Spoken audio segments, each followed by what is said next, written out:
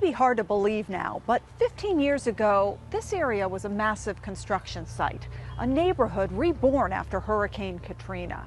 Among the people that came here to build homes with their very own hands, President Jimmy Carter. For Michael Harris, life is about the simple joys found in it. Sitting on his front porch, playing his guitar. I say let the music play. Harris is a New Orleans musician who has played around the world, but his greatest second act may be his role of homeowner in a New Orleans neighborhood known as Musicians Village. To be a musician, living in a place called a Musicians Village, that's like further affirmation of the importance of what we do. Harris lost everything during Hurricane Katrina, but found a way home and more. That's how I wound up meeting President Carter. Habitat for Humanity helped build the more than 80 homes that make up Musicians Village, a neighborhood specifically designed to help New Orleans musicians who lost their homes in Hurricane Katrina.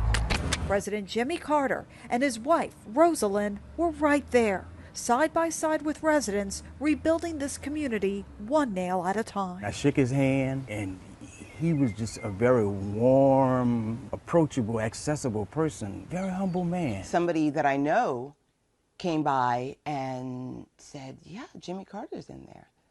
And I was like, oh my God, that's so cool. He's here. He's actually, he's Mr. Habitat. In the living room of her Musicians Village home, singer-songwriter Margie Perez keeps a framed photo of her meeting President Carter during the neighborhood build. He was just so kind and just this little guy wearing an Atlanta Braves baseball cap, and he felt like one of us. From the day he left his presidency, he's just been putting himself towards service in making communities better. He was very hands-on. He would get the hammer out and actually do the work. Jay Huffstatler with the New Orleans area Habitat for Humanity says President Carter made 3 separate trips after Hurricane Katrina, working on Habitat for Humanity homes in the region. He's our most famous volunteer. A lot of folks think that President Carter runs Habitat when you talk to him, but we just like to tell them that, hey, he's our best volunteer that we have. He makes sure that he's making a difference in the communities across the United States and across the globe.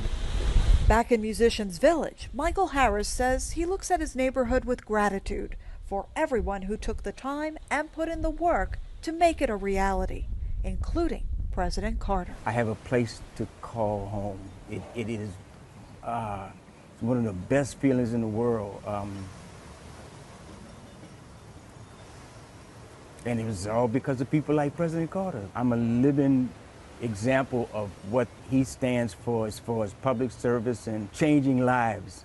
It changed my life. In his decades of work with Habitat for Humanity, the nonprofit says President Jimmy Carter personally worked on more than 4,300 homes, a legacy that's still standing here in Musicians Village.